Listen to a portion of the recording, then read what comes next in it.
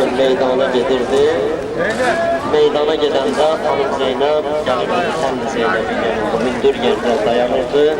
Bu şəhədanın Əli-Əkbərin, Qasimin müharibəsinə baxırdı və qardaşı Hüseynin yolunu gözləyirdi.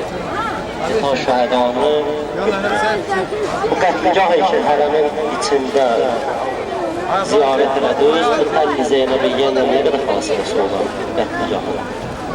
Yəni, qardaşı Hüseyni bacısı Zeynəbin qabağında boğazını kestiler. Ona göre deyir, Xanım Zeynəbin yaşı çox da deyil. Xanım Zeynəb, anası Zəhra kimi cavan bir qız idi. Deyir, Xanım Zeynəbin saçları Təlli Zeynəbiyyənin üstündə ağardı. Her şühəda ki şəhid olurdu, İmam Hüseyin Aleyhisselam getirirdi, verirdi Xanım Zeynəbə, Təlli Zeynəbiyyənin arkasında xeymələrdi. İnşallah gedib ziyaret edəcəyik. Her şühəda ki şəhid olurdu, İmam Hüseyin Aleyhisselam getirirdi, verirdi Xanım Zeynəbə, Xanım Zeynəb aparırdı. Həmin bu Təlli Zeynəbiyyədə Xanım Zeynəbin tükləri ağardı.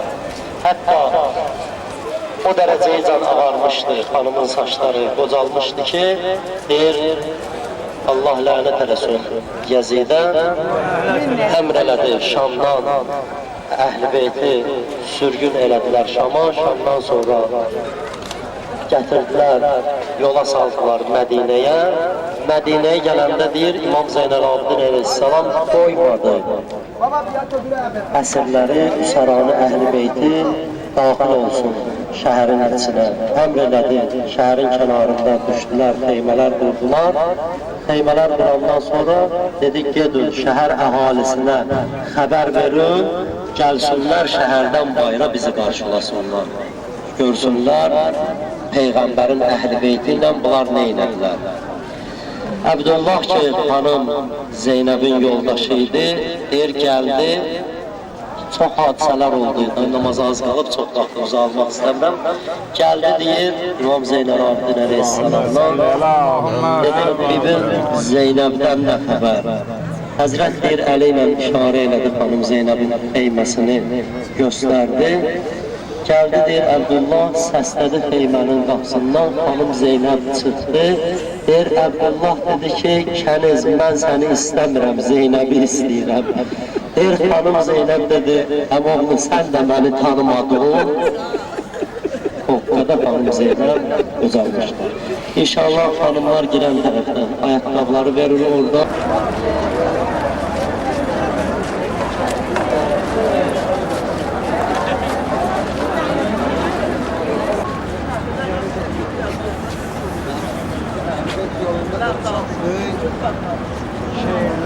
Ya Allah, gəlin yanaşın bura, gəlin. Çox indi Əhl-i Beyt aşıqı olur.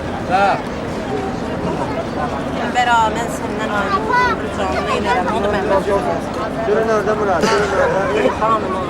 Kasette vardı desinler. Rahmet Düzeyir'in qəbridir. Rahmet Düzeyir'in qəbridir. Aleyhisselamın şairlərindən. İnşallah bir fatihələr edəcək. Allah sallallahu aleyhi ve sellem. Allahümme akıllı müminine ve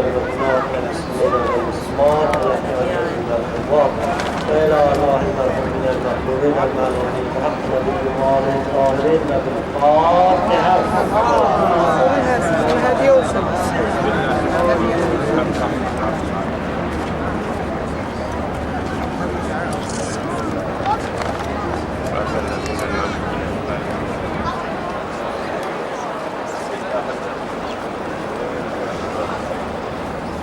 Ya Allah, bitti.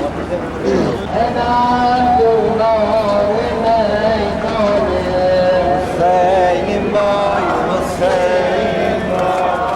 bacım durmam başım halim. Hüseyin bay, Hüseyin bay.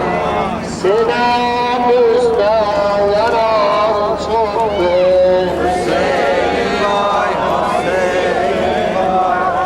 Tamamını zavurdu.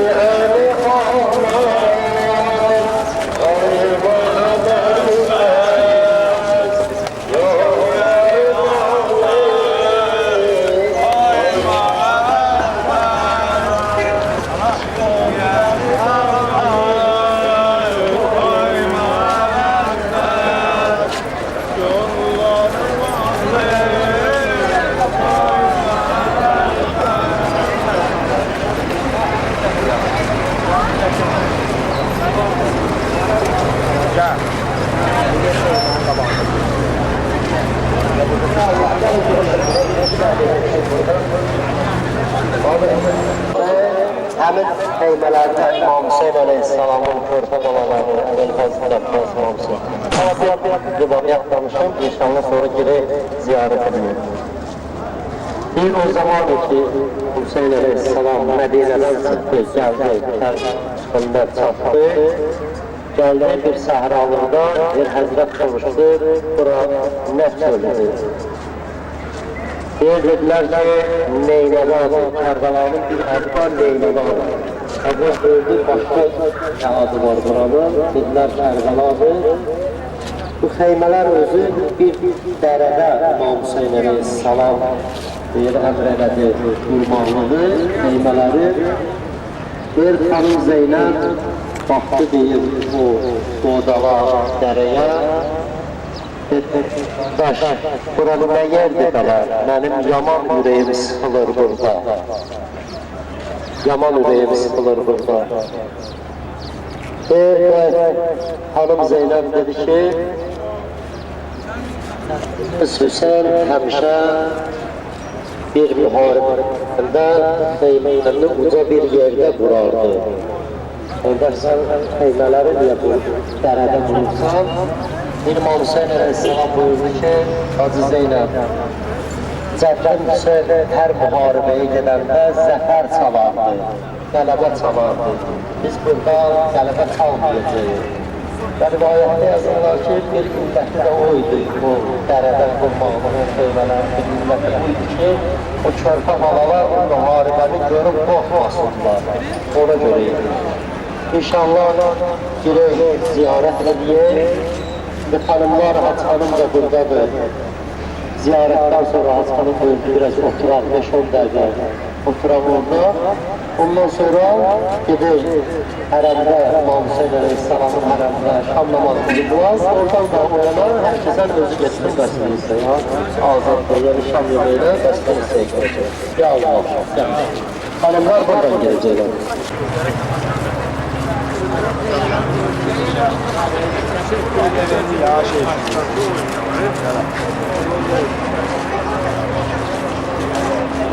Hava verin.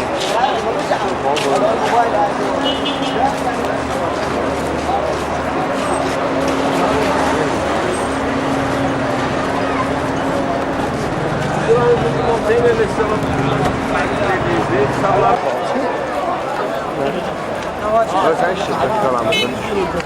İki heyçli de olsan, heyçli olanı göz gözle necə görürsən bayıla.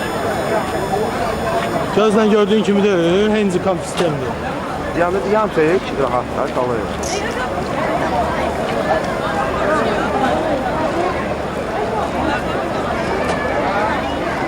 Ya Haberfes.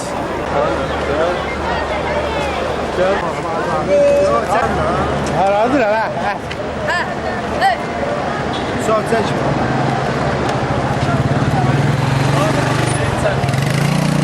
Bak, çəkmirəm, daha sənsən.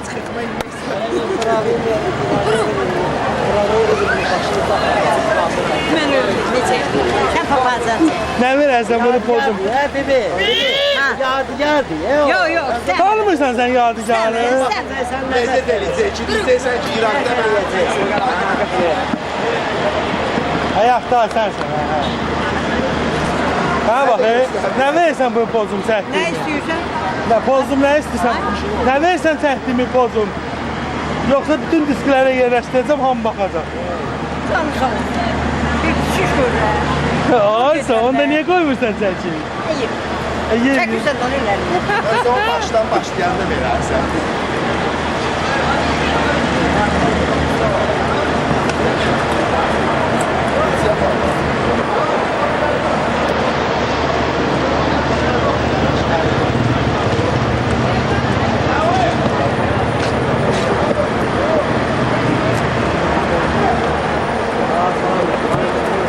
Araman, niyə erməni səhləsi kimi əlim atası qoyuladır? Soğuş çıxmayı istəmirəm. Elan danışamıyor. Ben 50 manat dərsən, 50 manat pozum. O mənim gözlərim, sən 50 man sən eşeği. Bat dədəm gəlin, sən 100 istəyərdin sənin. Deyir 50 manat sənin eşeğidir. Deyirəm pulu var 100 istəyim. Nənə dedim 50 manat deyir sənin eşeği. Ben bunların rəhbəri qalmışam burada. Buna bax, mənə bunlar düşür. Sən deyərsən 100. Ben qalmışam, bunlar düşür. Ağam sənə 100-150 ilə ancaq bəlkə yola verər. Sən bizə baxma.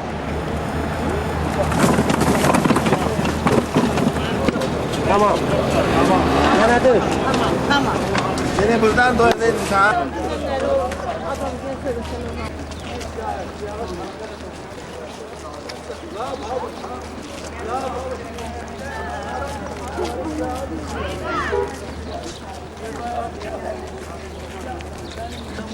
Mersiye zat diyen yok.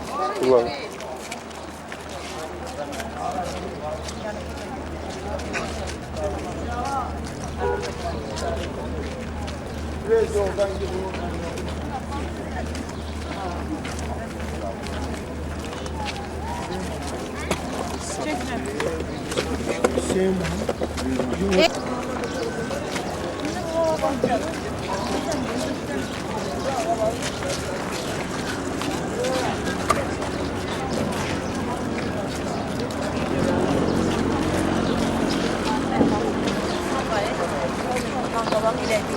zülmün bəlasını 10 ildən sonra çəkir ha.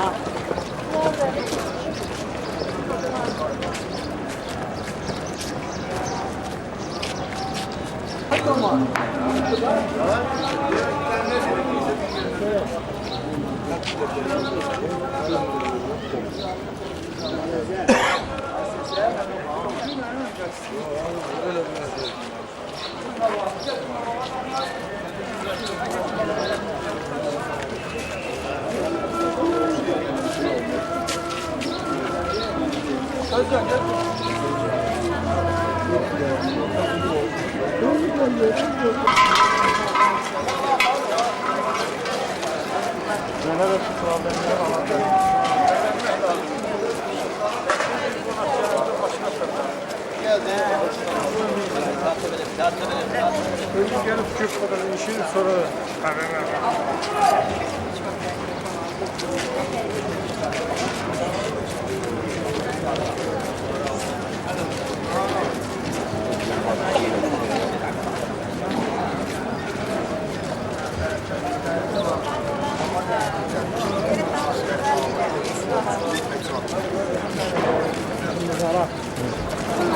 İbrahim İmam. Yani.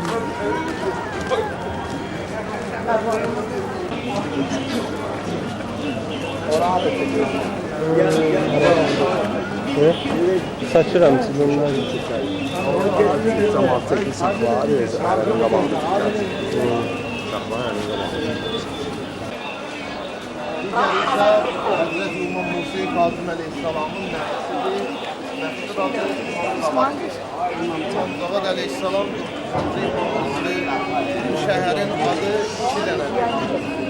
Şəhərin adı 2 dənədir. Məxsusi adı Kazımeyndir. İkinci adı da Zavadeyndir. Yəni Kazımeyn ərəbdə eyn ikiliyi bildirir. Kazımeyn yəni 2 doğru danışan imam. 2 düz insanın dəfn olunduğu. Eyni zamanda Zavadeyn deməkdə də məqsəd İmam Dağad Aleyhisselamın birinci adından götürülüb, yəni 2 dənə imamın dəfn olunduğu yer. Məşhur adı isə Kazımeyndir. İnşallah digər qrupda xanımların başçısı var. Siz bizim xanımlarda onun dəfn ziyarət edirsiniz.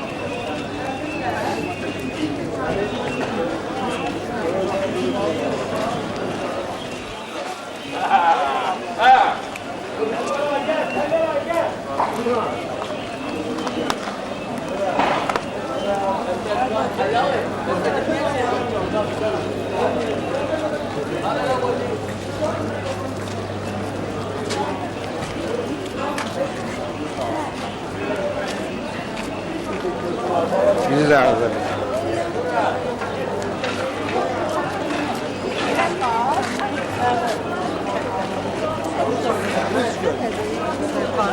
O yanı bu yanı yoktur. İşte.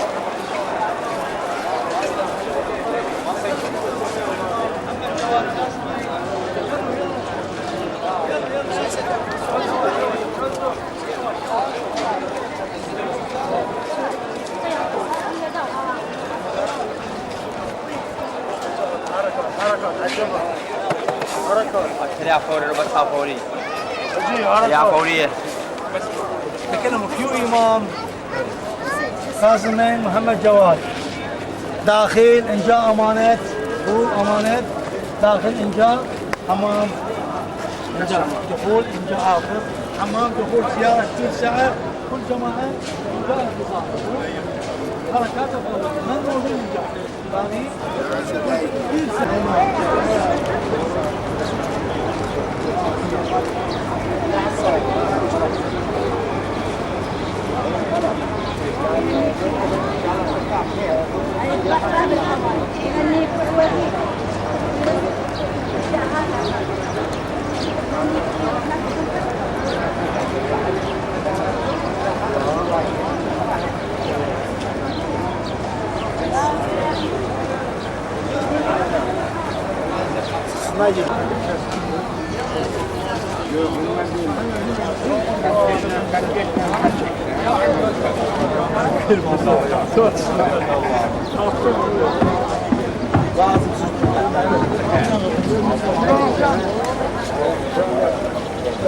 Çıxıb gedib oyan da gəlir.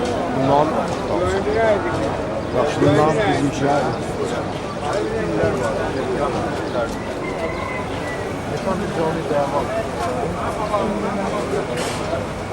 Ha, bunlar eşidirsiniz. Cəhd əqrəbələrinin qiymətini yoxdur. Çox bax. Ya sana bölmə artıq şeydə çəkir.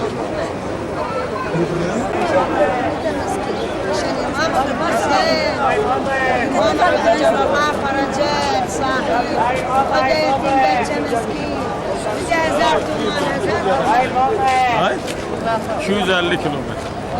Hayır, sarı şəkil çəkənim var. Var. Bizim şəkilimiz çək.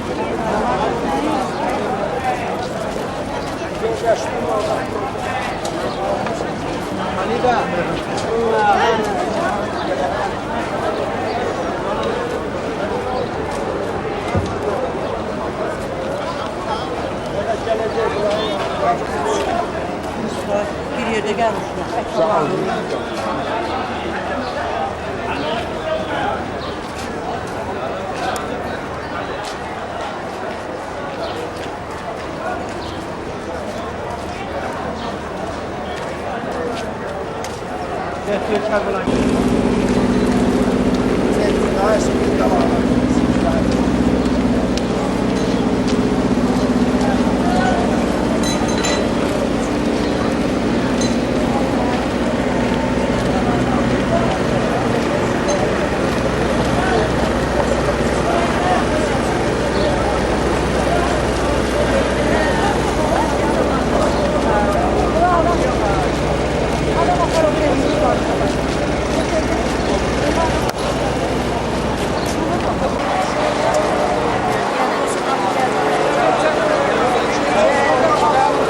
Sen niye boş şeysen? Gel açsak da.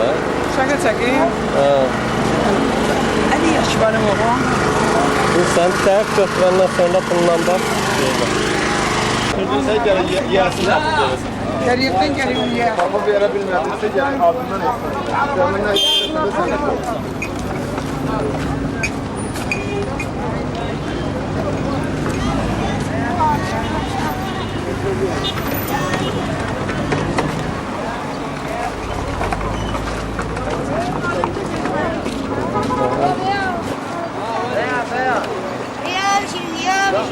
دقيت وراح اخذهم واروح يلا نجيب لك هاي الثانيه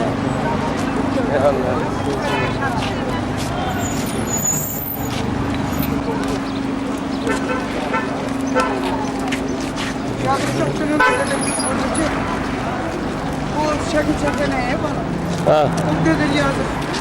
İdare gel hastalar. Valla. İlk yaptığı kadar. Şey Kasım'da bağladı ama.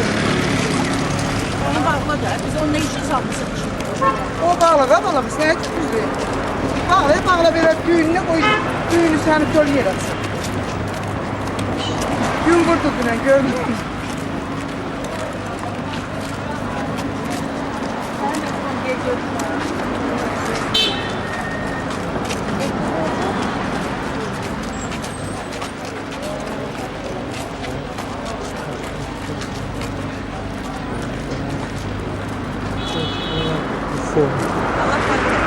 Sağ ol. Allah razı olsun.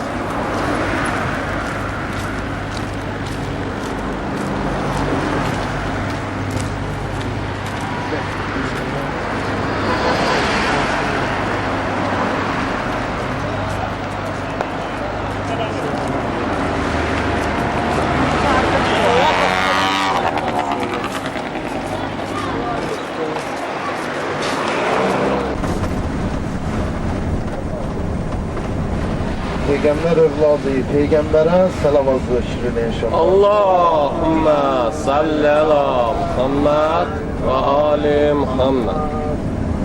İnşallah ziyaretlerimizin ve bu ziyaretlerde ettiğimiz ibadet ve itaatlerimizin qəbul olması üçün Peyğəmbər övladı Peyğəmbərə salavat zikr edin inşallah. Allahümme salli ala Muhammed ve ali Muhammed. İnşallah tal ki nə qədər Azərbaycandan və dünyanın hər bir yerindən Kərbəla ziyarətinə və İraq ərazisində olan digər imamların ziyarətinə gələn zəvvarlarımız var. Hamısının salamatlığı üçün Peyğəmbər övladı Peyğəmbərə salavat zikr edin inşallah. Allahümme salli ala Muhammed ve ali Muhammed. Bismillahirrahmanirrahim. Bismillahirrahmanirrahim. İnşallah və tal ki, ağalar ərz elədilər xidmətlərinizə. Kazımeyn Samira ziyarətləri haqqında bir neçə məsələni çatdıraq. Təbii ki, Kazımeynlə indi ziyarət edib ayrıldıq. Kazımeyn də qeyd etdik ki, 2 dənə məsum imamlarımız var. Biri Muhammed Cavad, biri onun babası Hazreti Musa Kazım aleyhissalam. Hazreti İmam Musa Kazım aleyhissalamın həyatına cihazda baxsaq, biz o baxışlarımızda görərik ki, ağa öz az ömründə çox böyük əziyyətlər çəkir. Ömrünün böyük hissəsini zindanda keçirdi və zindan Həzrəti İmam Musa Kazım əleyhissalama o qədər təsir edib ki, ağanın rəngi sapsarı olub. Ağamız Həzrəti Musa Kazım əleyhissalamı zindanda da rahat bırakmayıblar. Millət isə tarix göstərir ki, Əbbasilərlə Əməvilərin hakimiyyət üstündə davalarından ağa istifadə edib, dini yaymağa başlayırdı. O zaman əlavə bir iş də var idi. Ərəblərlə yanaşı, türklər də Ərəb xilafətinə gəlmişdilər. Türklərin Ərəb xilafətinə gəlişi ümumiyyətlə ölkədə qeyri-adi vəziyyət yaratmışdı. Bu səbəbdən də Həzrəti İmam Musa Kazım əleyhissalam atasının məktəbin əsasını qoyduğu mədrəsənin davamını aparar, elmi mövzuları insanlara çatdırardı. Minlərlə ağanın məktəbində tələbələr iştirak edərdi. Məxsusən isə alimlər ağanın məhzərində gəlib oturub dərs öyrənərdilər. Binbir gecə qəhrəmanından hər birimizin tanıdığımız Harun Ər-Rəşid lənətullah Allah lənət eləsin. Həzrəti İmam Musa Kazım əleyhissalamı zindana saldırır, ona zindanda da zülm edir. Həzrətin hətta tarixində var ki, buyurur, o tək zindanda olardı və zülmət zindanın içərisində ağanın ayaqlarında zəncir olardı.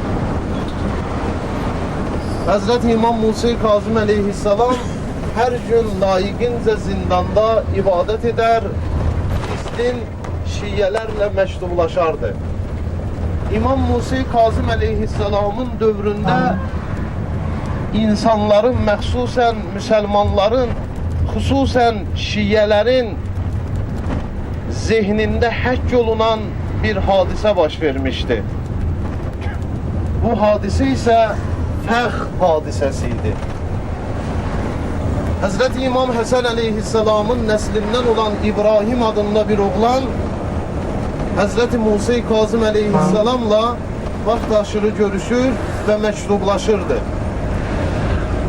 Mədinə hakimi həddindən çox zülümlər etdiyinə görə inqilab etmək istəyirdilər. Nəhayət Həzrəti İmam Musa Kazım əleyhissalam bildirdi ki, sən məğlub olacaqsan, amma adın hər bir zaman yaşayacaq. Buyurur, o həcc ziyarətini gözləyirdi ki, həcilər Zilhiccə ayında həccə gəlsinlər və bu vəziyyətdən Həzrət gözəl istifadə eləyərək inqilab eləsin. Amma Mədinə xilafətinin, Mədinə hakiminin, Mədinə valisinin törətdiyi ağır cinayətlər, məxsusən şiyyələrə zülm etməsi, çox üzr istəyirəm mən hər kəsdən, hətta şiyyələrin qeyrətini, namusunu özlərinə halal bildiklərinə görə Zilhiccə ayını təbii ki, şiyyələr gözləməməli idi və gözləmədilər də. Və bu zaman onlar Fəx çölündə düşmən ordusu ilə üz-üzə gəldilər. O qədər dəhşətli və ağır bir müharibə oldu ki, İmam Rıza, İmam Cavad və sonraki imamların hamısının dilindən mütəvatir olaraq belə bir hədis nəql olunur ki, Kərbəla müsibəti olmasaydı, dünyanın və biz şiyyələrin ən böyük müsibəti Fəx müsibəti olacaqdı. Kərbəla